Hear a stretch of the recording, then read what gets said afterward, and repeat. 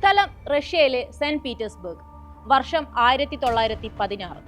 ഡിസംബറിലെ മഞ്ഞുമൂടിയ ഒരു രാത്രിയിൽ കൊട്ടാരത്തിലൊരുക്കിയ രാജകീയ വിരുന്നിന് എത്തിയതാണ് ആ സന്യാസി. മേശപ്പുറത്ത് വിഭവസമൃദ്ധമായ വിഭവങ്ങൾ നിരത്തിവെച്ചിരിക്കുന്നു. ഒപ്പം അദ്ദേഹത്തിന് കഴിക്കാനുള്ള വീഞ്ഞും കേക്കും. അതിൽ വിഷം കലർത്തിയിട്ടുണ്ട്. അയാൾ അതറിയാതെ മുഴുവൻ കുടിച്ചു തീർത്തു. എന്നിട്ട് തനിക്ക് ചുറ്റുമുള്ളവരെ നോക്കി ചിരിച്ചുകൊണ്ട് പറഞ്ഞു, നിങ്ങൾക്കെന്നെ കൊല്ലാനാകില്ല. അയാളുടെ കണ്ണിലെ ഭ്രാന്തമായ ദൈവികമായ തിളക്കം അവിടെ കൂടിയിരുന്നവർ ഞെട്ടലോടെ കണ്ടു.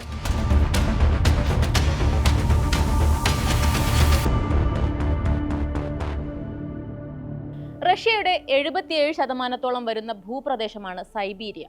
അതികഠിനമായ തണുപ്പും വേനൽക്കാലത്ത് അതേപോലെ ചൂടുമുള്ള പ്രദേശം. റഷ്യൻ ജനസംഖ്യയുടെ 27% മാത്രമേ സൈബീരിയയിലുള്ളൂ. ഈ സൈബീരിയയിലെ പോക്രോവിസ്കെ എന്ന ഗ്രാമത്തിലാണ് ഗ്രിഗറി എഫിമോവിച്ചിന്റെ ജനനം. 1869 ജനുവരി 21 ഒരു കർഷക കുടുംബത്തിൽ ജനിച്ച ഗ്രിഗറി കുട്ടിക്കാലം മുതൽ വ്യത്യസ്തനായിരുന്നു.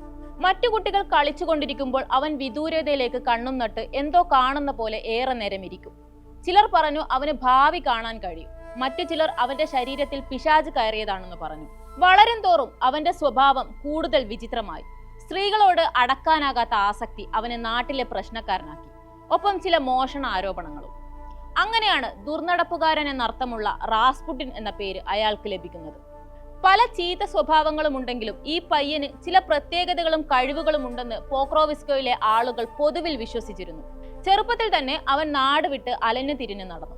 ചിലപ്പോൾ ദിവസങ്ങൾക്കുള്ളിൽ തിരിച്ചു വരും, അല്ലെങ്കിൽ മാസങ്ങൾക്കും വർഷങ്ങൾക്കും ശേഷമായിരുന്നു മടക്കം. അങ്ങനെ റാസ്പുട്ടിന്റെ 18-ാം വയസ്സിൽ റഷ്യൻ ഓർത്തഡോക്സ് സഭയിൽ സന്യാസിയാകാനായി അവൻ പോയി. പക്ഷെ ആ ശ്രമം അധികം നീണ്ടു നിന്നില്ല. അവൻ നാട്ടിലേക്ക് തിരിച്ചെത്തി. കൂടെ ഒരു പെൺകുട്ടിയും ഉണ്ടായിരുന്നു. അവനേക്കാൾ 2-3 വയസ്സിന് മൂത്ത പ്രസ്കോവിയ ഡുബ്രോവിനെയായിരുന്നു അത്. അവളെ അവൻ വിവാഹം ചെയ്തിരുന്നു. പിന്നീട് 28 വയസ്സ് വരെ ഭാര്യയ്ക്കും മക്കൾക്കുമൊപ്പം റാസ്പുട്ടിൻ കൃഷിയൊക്കെ ചെയ്ത് അവന്റെ ഗ്രാമത്തിൽ തന്നെ കഴിഞ്ഞു. ഈ സമയം കൊണ്ട് തല്ലുകൊള്ളി സ്വഭാവം കാരണം നാട്ടിൽ അല്പം വിഷയമായി മാറിയിരുന്നു അയാൾ. സ്ത്രീകൾക്ക് അയാളുടെ മുന്നിൽ നിൽക്കാനാകാത്ത അവസ്ഥ, തികഞ്ഞ മദ്യപാനി, ഒപ്പം ചില മോഷണ ആരോപണങ്ങളും. ഇങ്ങനെയൊക്കെ ആണെങ്കിലും പ്രസ്കോവിയ റാസ്പുട്ടിനെ ഉപേക്ഷിച്ചു പോയില്ല. അവൾ അയാൾക്കൊപ്പം തന്നെ നിന്നു. അയാളുടെ കുഞ്ഞുങ്ങളെ പ്രസവിച്ചു. 28-ാമത്തെ വയസ്സിൽ റാസ്പുട്ടിൻ എല്ലാം ഉപേക്ഷിച്ച് വീണ്ടും പോകുകയാണ്. വർഷങ്ങൾക്ക് ശേഷം അയാൾ തിരിച്ചു വന്നപ്പോൾ ആ പഴയ റാസ്പുട്ടിനായിരുന്നില്ല. അയാളുടെ കണ്ണുകൾ ഒരു സാധാരണക്കാരൻ്റെതായിരുന്നില്ല. അതിനൊരു സമുദ്രത്തിന്റെ ആഴമുണ്ടായിരുന്നു, ജ്വലിക്കുന്ന തിളക്കമുണ്ടായിരുന്നു. അത് നോക്കിയവർക്ക് വശീകരണം അനുഭവപ്പെട്ടു. അവിടെ നിന്ന് തുടങ്ങുകയാണ് റാസ്പുട്ടിൻ എന്ന അത്ഭുത മനുഷ്യന്റെ യാത്ര. ഗ്രാമങ്ങളിൽ നിന്ന് കത്തീഡ്രലുകളിലേക്ക്, അവിടെ നിന്ന് സെന്റ് പീറ്റേഴ്സ്ബർഗിലെ കൊട്ടാരങ്ങളിലേക്ക്. മനുഷ്യരുടെ ശരീരവും മനസ്സും സുഖപ്പെടുത്തുന്ന ഒരാളായി അവൻ മാറി.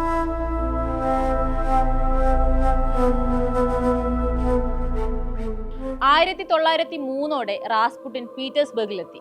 പുരോഹിതന്മാരും പ്രഭുക്കന്മാരും നിറഞ്ഞ ആ നഗരത്തിൽ അയാൾ ഒരു അവധൂതനായി അലഞ്ഞു.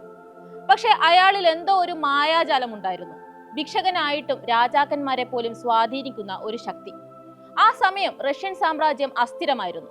ചക്രവർത്തി നിക്കോളാസ് രണ്ടാമനും ഭാര്യ അലക്സാണ്ട്രയുമാണ് ഭരണാധികാരികൾ. ഏറെ പ്രാർത്ഥനകൾക്കും കാത്തിരിപ്പിനും ഒടുവിൽ അവർക്ക് കിരീടാവകാശിയായ മകൻ അലക്സിസ് രാജകുമാരൻ ജനിച്ച സമയം. പക്ഷെ ആ കുഞ്ഞിന് ഒരു അപൂർവ രോഗം, ഹീമോഫീലിയ, രക്തം കട്ടപിടിക്കാത്ത അപൂർവ ജനിതക വൈകല്യം. ഒരു ചെറിയ മുറിവ് പോലും രക്തസ്രാവത്തിന് കാരണമാകും. പല മരുന്നുകൾ പരീക്ഷിച്ചു, പല മന്ത്രവാദികളെ കണ്ടു, ഫലമില്ല. എല്ലാ മാർഗങ്ങളും വഴിമുട്ടിയപ്പോൾ രാജ്ഞി അലക്സാണ്ട്ര പ്രത്യാശയോടെ റാസ്പുട്ടിനെയാണ് വിളിച്ചത്. അയാൾ പ്രാർത്ഥിച്ചു, സ്പർശിച്ചു. അത്ഭുതം പോലെ ആ കുഞ്ഞിന്റെ രക്തസ്രാവം നിന്നു. രാജകുമാരന്റെ അപൂർവ രോഗം ഭേദമാക്കിയതോടെ അയാൾ രാജപരിവാരത്തിലെ അംഗമായി മാറി. റാസ്പുട്ടിനെ സുഹൃത്തെന്നും വിശുദ്ധ പുരുഷൻ എന്നുമൊക്കെയാണ് ചക്രവർത്തി വിശേഷിപ്പിച്ചത്.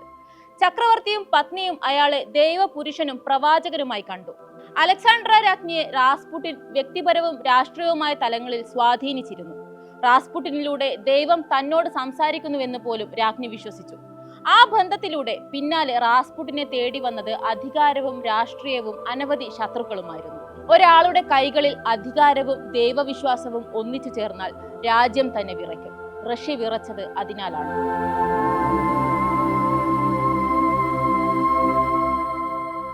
അധികാരം, ആരാധന, ദൈവികത എല്ലാം ഒറ്റയാളുടെ കൈകളിലെത്തുമ്പോൾ അതിനൊപ്പം എത്തുന്നത് സംശയവും ഭയവുമാണ്.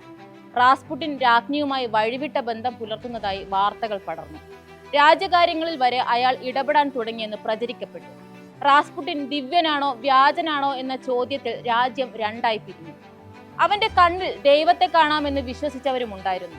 പക്ഷെ രാജ്യം വിറ്റുകളയാനുള്ള അയാളുടെ കൺകെട്ടാണ് ആ ദൈവികതയെന്ന് ഭയപ്പെട്ടവരുമുണ്ട്.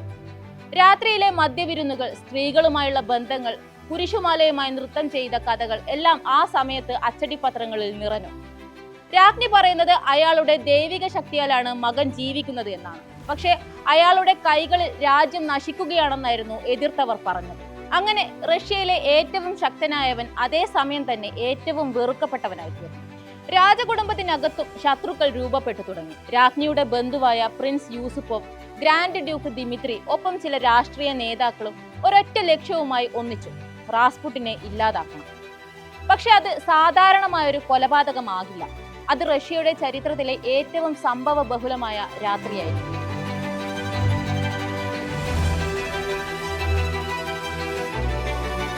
1916 ഡിസംബർ 2 സെന്റ് പീറ്റേഴ്സ്ബർഗിലെ പ്രിൻസ് യൂസുപ്പോവിന്റെ കൊട്ടാരം. പുറത്ത് മഞ്ഞ് വീഴുന്നു. അതിഥിയായി എത്തുന്ന റാസ്പുട്ടിന് വിരുന്നൊരുക്കുകയാണ്. ഈ രാത്രി നിന്റേതാണെന്ന് പറഞ്ഞ് യൂസുപ്പോവ് ചിരിച്ചുകൊണ്ട് റാസ്പുട്ടിനെ സ്വീകരിച്ചു. തീൻമേശയിൽ കേക്കും വൈനും പലഹാരങ്ങളുമെല്ലാം സജ്ജം. പക്ഷെ അതിൽ അയാളെ കൊല്ലാനുള്ള സയനൈഡ് ചേർത്തിട്ടുണ്ട്. ഇതറിയാതെ അയാൾ കഴിച്ചു.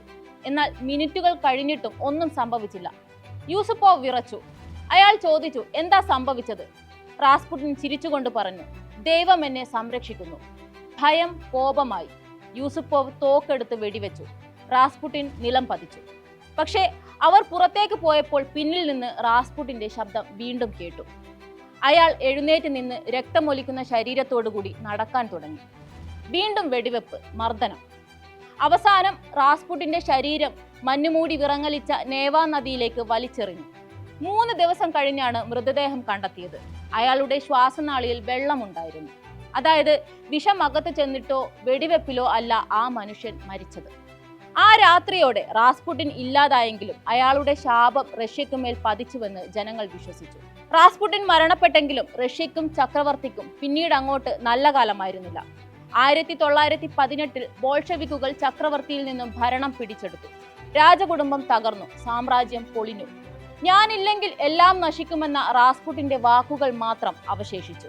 സൈബീരിയയിലെ ഒരു ഗ്രാമത്തിൽ സാധാരണ കർഷക കുടുംബത്തിൽ ജനിച്ച ബാലൻ ലോകത്തിലെ ഏറ്റവും രഹസ്യാത്മകതയുള്ള മനുഷ്യനായി മാറി.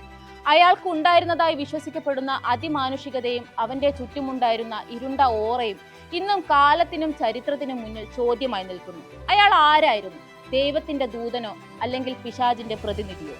ഒരു ശതാബ്ദം കഴിഞ്ഞിട്ടും റാസ്പുട്ടിന്റെ കഥ പറയുമ്പോൾ ഇന്നും അതേ ചോദ്യം തന്നെ ആവർത്തിക്കുന്നു. റഷ്യയിലെ ഭ്രാന്തനായ സന്യാസി ശരിക്കും ആരായിരുന്നു?